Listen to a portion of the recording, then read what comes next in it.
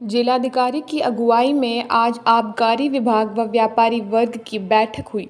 बैठक के दौरान होम बार लाइसेंस और रेस्टोरेंट बार लाइसेंस पर चर्चा की गई। व्यापारियों को रेस्टोरेंट बार के मानक व लाइसेंस फीस को बताया गया और साथ ही होम बार लाइसेंस के दायरे बताए गए। दरअसल आज जिला कलेक्ट्रेट परिसर में स्थित प्रेरणा सभागार में आबकारी विभाग व व्यापारी वर्ग की बैठक हुई, जिसमें होम बार व रेस्टोरेंट बार लाइसेंस की नियमावली आबकारी महकमे ने बताई। जहां होम बार लाइसेंस लेने के लिए सालाना 12,000 रुपये शुल्क के साथ 51,000 रुपये डिपॉजिट करने होंगे, जो कि रिफंडेबल होगा। तो वहीं रेस्टोरेंट बार के लिए शहरी क्षेत्र में 5 लाख व ग्रामीण क्षेत्रों में 2,50,000 का शुल्क निर्धारित किया गया है। वहीं जिला आबकारी अधिकारी ने रेस्टोरेंट बार के लिए 100 मीटर के एरिया, 30 लोगों की बैठक की व्यवस्था के साथ 15 मीटर की रसोई व पार्किंग की व्यवस्था के बाद आबकारी में लाइसेंस के लिए आवेदन किया जा सकता है। वहीं जिलाधिकारी रवीश गुप्ता ने बताया कि घर शराब जो स्टॉक करके रखी जाती है वो एक अपराध की श्रेणी में आता है, लेकिन होम लाइसेंस लेने के बाद किसी घरेलू प्रोग्राम में शराब की खपत जब होती है तो शराब लाइसेंसधारी द्वारा उठानी होने पर सारी जानकारियाँ होती हैं। जिलाधिकारी ने इस नीति को सरल और उत्तम बताया है।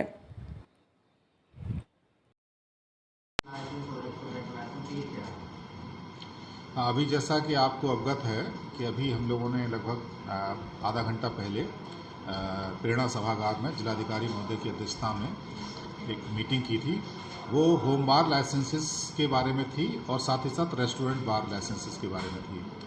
होम बार लाइसेंसेस ऐसे लाइसेंसेस हैं जो कि व्यक्ति अपनी उपभोग के लिए, जैसे हम अपने घर पे रख करके अपने इष्ट मित्रों के साथ, नातेदार रिश्तेदारों के साथ अगर हम लिकर कंजम्पशन करना चाहते हैं तो उसमें एक इस होम बार लाइसेंस के आधार पर हमको एक सुविधा मिलती है कि हम एक अच्छी मात्रा में एक शराब जो है शराब अपने घर पर रख सकते हैं और उसका कंजम्पशन कर सकते हैं, उपभोग कर सकते हैं।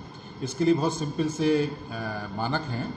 वो ये है कि 12,000 रुपया प्रतिवर्ष, यानी कि लगभग 1,000 रुपया प्रति माह आपको फीस देनी है, ईयरली ही जमा होना है ये, और 51,000 रुपये का सिक्योरिटी मनी जमा होनी है। ये वन टाइम आपको डिपॉजिट करना है और साथ साथ रिफंडेबल है।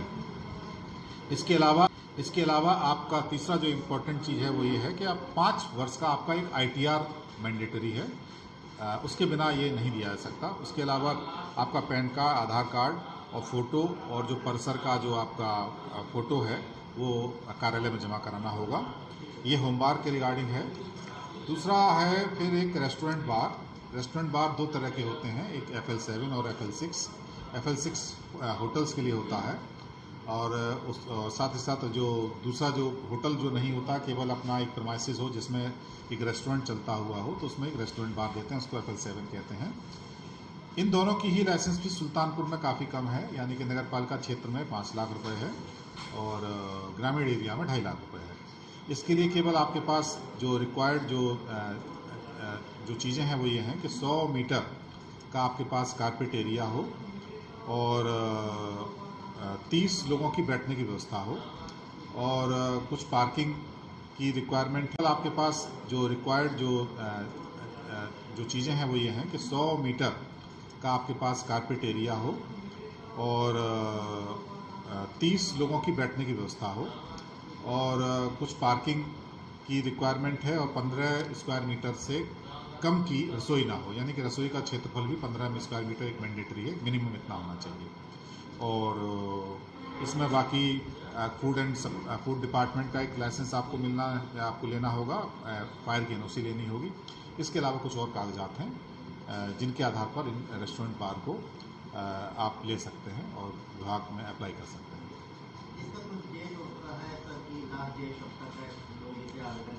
नहीं, ये ऐसा नहीं है कि कोई ये कभी भी जब आपके पास इन सब चीज़ों की व्यवस्था हो जाए कि आपके पास प्रीमाइसेस हो जाए, सारी आपकी जो फॉर्मेलिटीज़ हैं वो कंप्लीट हो जाएं, आप आबकारी विभाग में आकर के अपनी फाइल के साथ आवेदन कर सकते हैं। कोई ऐसा नहीं है कि कोई इसके लिए क्लोजिंग डेट हो, ऐसा कुछ नहीं है। वो एक अपराध हो जाएगा, एक इरेगुलर एक्टिविटी हो जाएगी। तो इससे पहले कि किसी प्रकार का एनफोर्समेंट या किसी प्रकार का प्रवर्तन किया जाए जिसमें लोगों को असुविधा हो, उससे पहले एक जानकारी के लिए कर दिया गया। बहुत ही सरल प्रक्रिया है। इसमें 12,000 रुपये प्रतिवर्ष लाइसेंस फ़ीस है और शेष आपका 51,000 इसका सिक्योरिटी डिपॉजिट है जो कि रिफंडेबल है, तो बहुत महंगा भी नहीं है। और इससे एक फ़ायदा ये होता है कि ये जो हमारे वेंड से जो शराबें निकल रहे हैं उनका एक तरह से अकाउंटिंग फॉर बेटर हो जाता है कि यहाँ से किसी को बिक्री हुई तो किसी लाइसेंस होल्डर के पास ही जाए, तो इससे जो एक तरह से साइफनिंग ऑफ और इलीगल जो ट्रांसफ़र होते हैं उस पर भी रोक लगे।